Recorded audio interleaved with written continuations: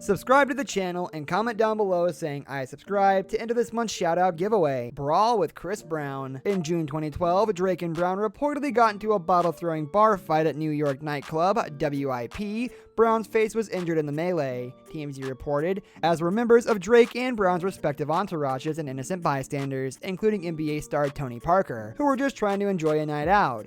The club also suffered significant property damage from the incident, with a lot of broken glass and furniture, as well as scratches on the floor from shattered glass. A club promoter who was at WIP at the night of the incident claimed to Complex that Brown sent a bottle of champagne to Drake, who returned it with a vulgar note about Rihanna, with whom Brown had been in a volatile on-again, off-again relationship. However, TMZ reported that Drake started the drama when he started screaming at Brown from his side of the VIP section. Both Brown and Drake left the scene before cops arrived and denied any wrongdoing, though Drake's team tried to pin the issues on Meek Mill and neither faced any charges. Rihanna. Drake and Rihanna were first leaked in May 2009 when Page Six reported that the pair were spotted locking lips at a Lucky Strike bowling alley in the Big Apple. However, they both denied any romance rumors and insisted they were merely platonic pals. However, in Drake's song Fireworks, he dropped major hints that there was more to the story, with lyrics including, "I could tell it wasn't love, I just thought you'd with me, who could have predicted Lucky Strikes would have you stuck with me. Now all of a sudden these gossip sites want to cover me, you could have been the one, but it wasn't that serious." He would later tell the New York Times that Rihanna essentially played him and broke his heart, whining, "You know what she was doing to me?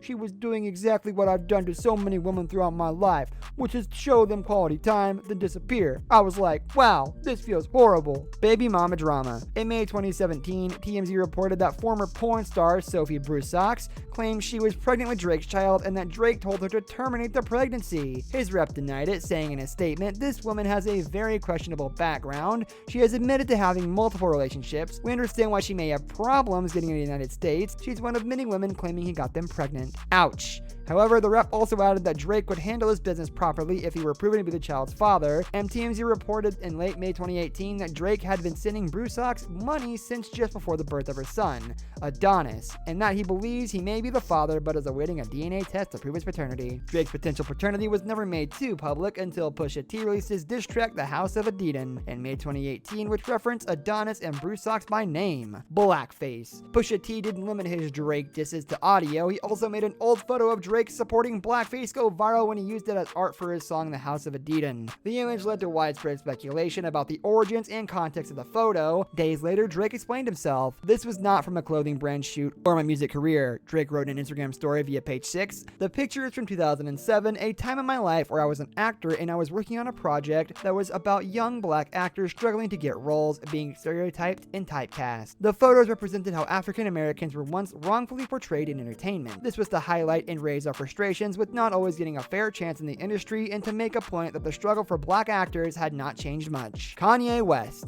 Speech of like, you know, I'm in a great place, I'm making money, and I'm a father, and I want to, you know, be Quincy Jones and help you. But in order to do that, you've got to be transparent with me, and you've got to play me your music, and you've got to tell me when you're dropping, and I know you don't like to do things like that. Drake talks a big game in terms of his rap beefs, but it's actually unclear how much bite he has behind his bark. In light of his feud with Pusha T, Drake collaborator Jay Prince revealed on The Sway in the morning show that Drizzy wrote a response track to The House of Adidon, but the world may never actually hear it. Jay Prince claimed that he told Drake to stay out of the pig pen of Pusha T's personal digs and revelations, leading Drake to not drop the song in question as a press time. However, Jay Prince then went on to say that Drake majorly dissed Pusha T's biggest producer from his album Daytona, none other than Kanye West. In the unreleased track alleging that Drake's insults about West's lifestyle could hurt the West's family and livelihood, "After speaking with Kanye, I spoke with the brother, and he didn't want this." Jay Prince said, "I saw this going to a place that I would feel have ended his career if Drake would have put out this song that he had on him. It definitely would have hurt families, and we're not in on for that. That's not Drake's character to tear a man down to that extent." Of course, that begs the question, if it's not Drake's character to tear a man down in that way, why did he write the song to begin with? Threatening a stripper.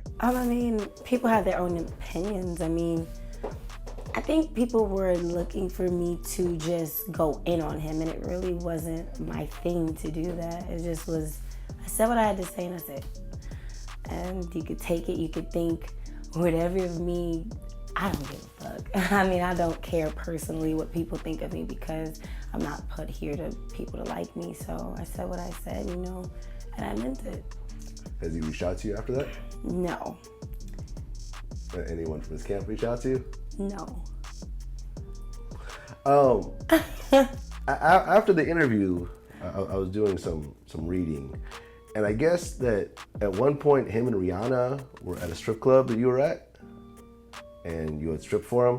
Mm-hmm. Okay, tell me about that situation. In October 2014, TMZ reported that a stripper going by the moniker Johnny Blaze filed a police report after allegedly receiving threats from Drake and his entourage after she slept with the rapper. She claimed that Drake believed she was going to speak publicly about her hookup with him and send her an angry text messages, and that several of his associates began banging on her door at home and threatening her life. Drake's camp denied the allegations, and days later, Blaze somewhat backpedaled on her claims, telling the Mad Hatta morning show on Houston, Texas 97.9, The Box, that she never actually called police on Drake, specifically noting, "I actually called the police because my friend came home and she said that two guys said that they were looking for me. So I documented that for my protection, and for some odd reason people were calling me loony. We were just supposed to be friends and we had some disagreements. Some things were said, some threats were being made as far as argument, and that was it." She added that she leaked text messages between them to prove that they were in fact in contact because people were accusing her of lying about knowing him personally, and she denied that she'd ever bash him. She said that she believed the threat she received after her encounter with Drake may have been a coincidence. Touchy with a teenager. In January 2019, a video surfaced of Drake kissing a 17-year-old girl on stage during a concert in Colorado, knowing that she was 17. The legal age of consent in that state is 17, but it's still creepy for a grown man to pursue a teenage girl. TMZ reported that the clip was from May 2010, which would make Drake 23 at the time it was filmed. After the fan revealed her age to the rapper, he told her, "I can't go to jail yet, man. 17? How do you look like that? You thick. Look at all this." He then tells her some rather gross stuff we don't want to reprint here about her chest and kisses her several times. Drizzy hasn't commented on the video, perhaps because he's too busy giving young Millie Bobby Brown dating advice. Here's hoping he's worn the Stranger Things starlet to avoid men like him. This brings us to the end of our video. I hope you enjoyed it. Hit a like if you did, and don't forget to subscribe to our channel so you don't miss out on any of our videos in the future. Also watch the two videos that are on your screen because I'm sure you'll love them. With that, I'll see you in the next video.